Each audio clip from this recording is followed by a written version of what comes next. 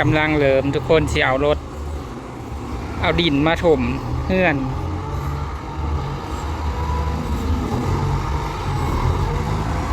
รถคันแรกสิถมอยู่ประมาณ20 กว่าคัน24 25พุ่นละคันมันอย่างนั้นก็ได้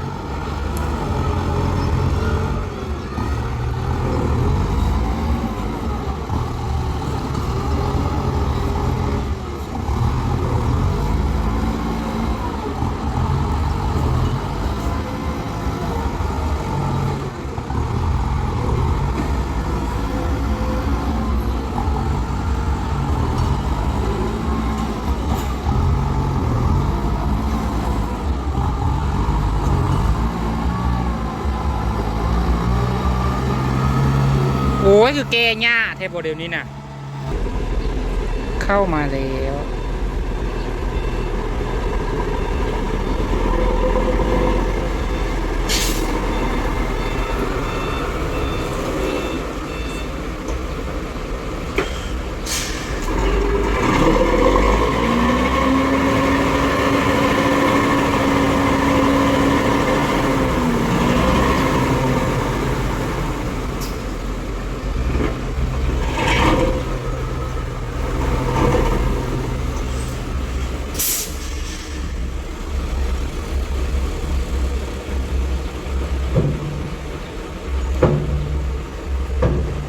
รถคันหนึ่งเทลงไปแล้วทุกคน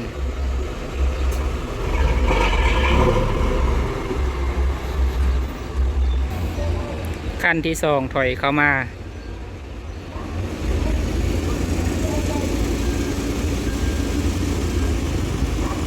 เอ้า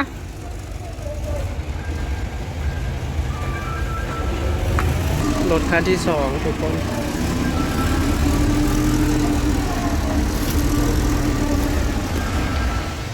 ดินลงเลยเด้อทุกคนว่าอยากได้ดินทรายก็ได้ดินทรายปนอะไรอยู่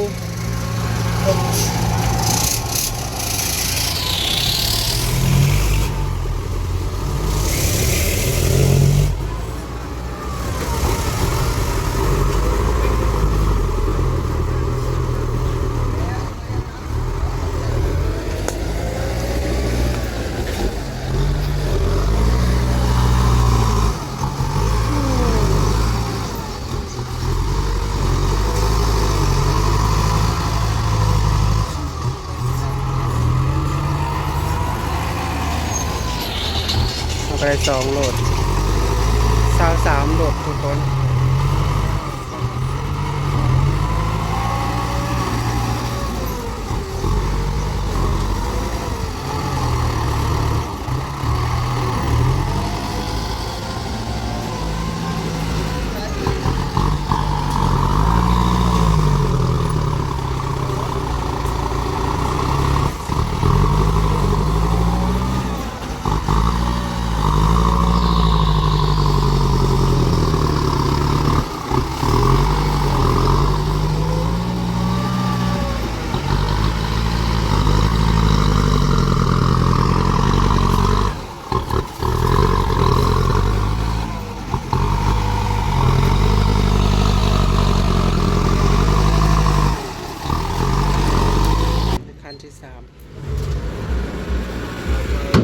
2 คันลงคุณก่อนจังสีมาในคันที่ 3คันที่ 3ลงกำลังโดดดินล้วนซุยคักอยู่นะ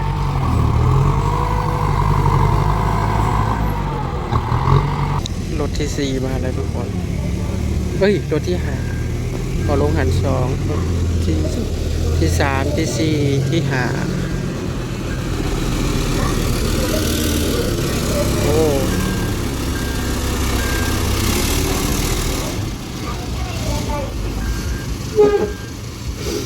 จำ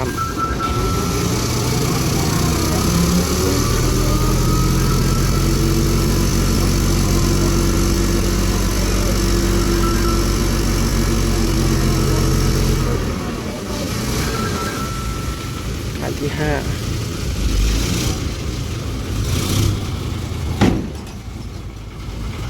มาอีกแล้วทุกคนคันที่ 6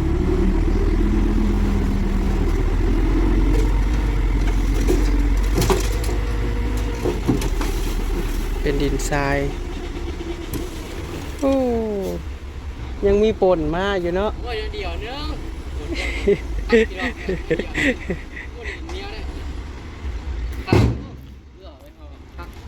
ใครอยู่ มั มาน น้ำเลย อืม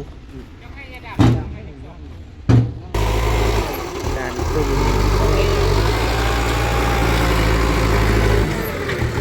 ทานที่โหกทุกคนโอ้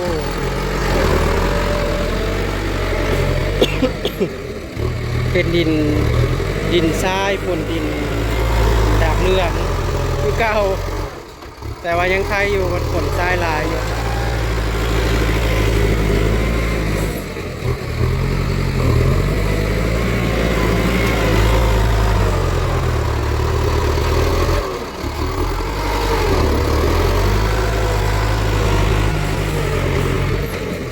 จะให้บนไล่ก่อนนะทุกคนก็สิไล่นะมันล้างรถละ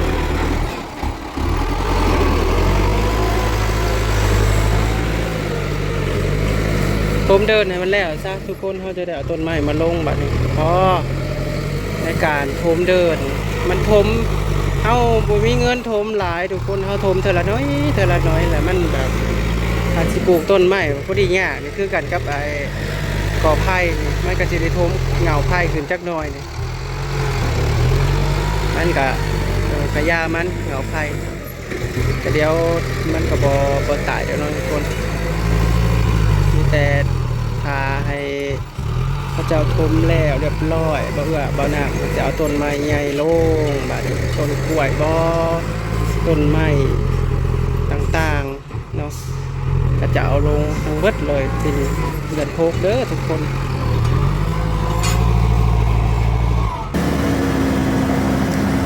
อันหิ้วน้ำมาให้แน่3ตุ๊ก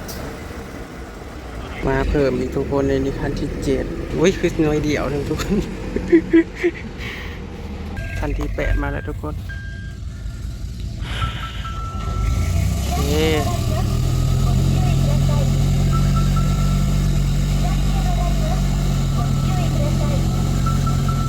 อุ้ย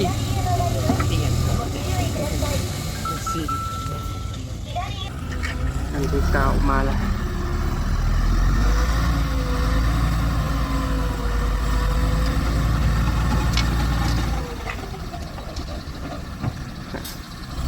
ท่านนี่ขึ้นน้อยกว่าหมู่แค่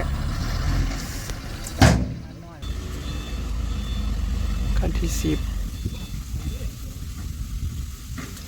เจ้ารถนี่ก็เต็มแล้วทางหลังนี่บ่ได้ดอกทางหน้านี่ ซิปกระดิ่งกระดุมกันแล้วเราก็เป็นไหลระดับแล้วกันเนี่ยต้องไหลก่อน ไป10รถละรถที่11ทุกคนก็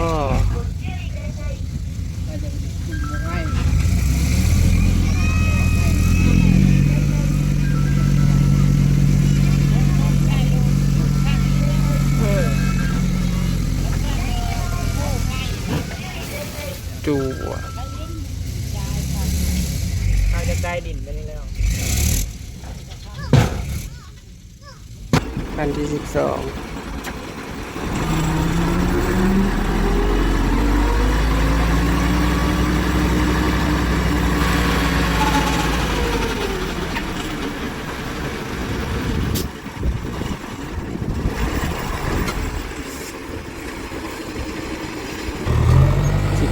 มาแล้วทุกคน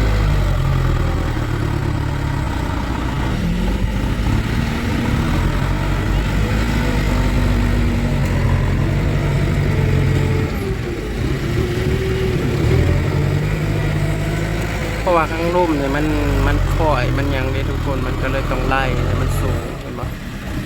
มันคันได้ระดับกันเห็นปะมันจะสีต่ำกว่าประมาณ50%ต้องไล่ระดับให้มันสูงสำคัญเพราะว่าประเวทปลูกเงินครัวออกมาทางนี้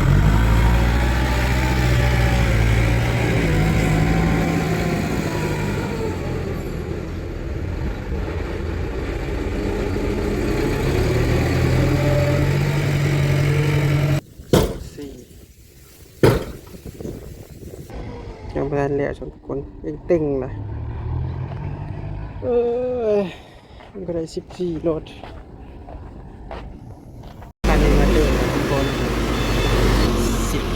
15รถทุกคน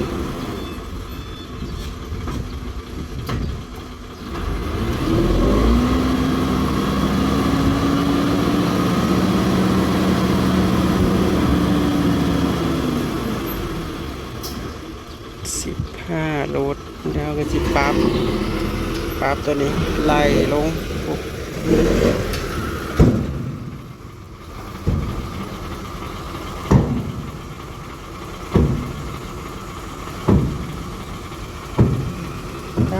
มันสิบ่ได้ลงให้30พุ่นบ่เฮ้ย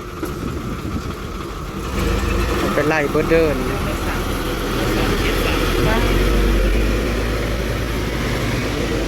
จะมาดันแล้วทุกคนปั๊บ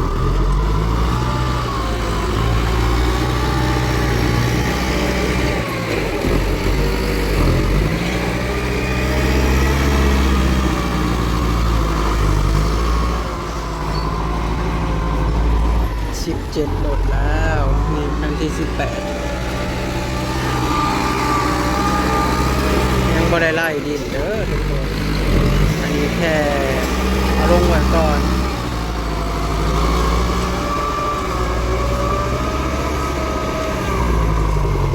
ไหลได้ ว่าลงเติบอยู่ดอก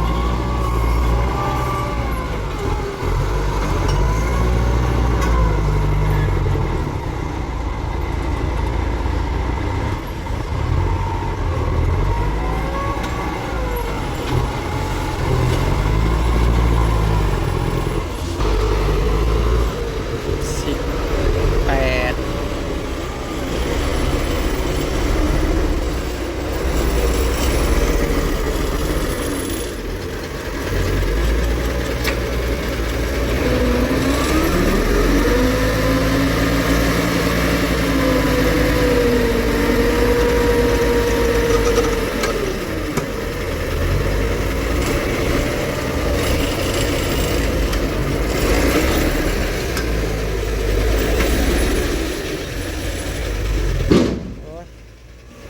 รถ18รถแล้วทุกคนมันจะพอไหมเนาะ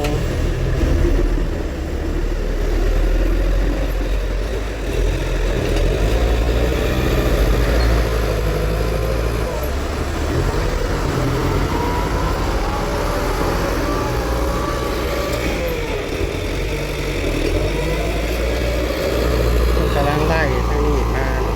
ปะเดี๋ยวเมื่อบ่น้ำก็ซีดี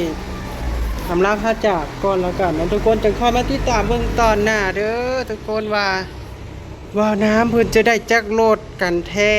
เนาะตอนนี้ได้เท่าไหร่แล้วคุณ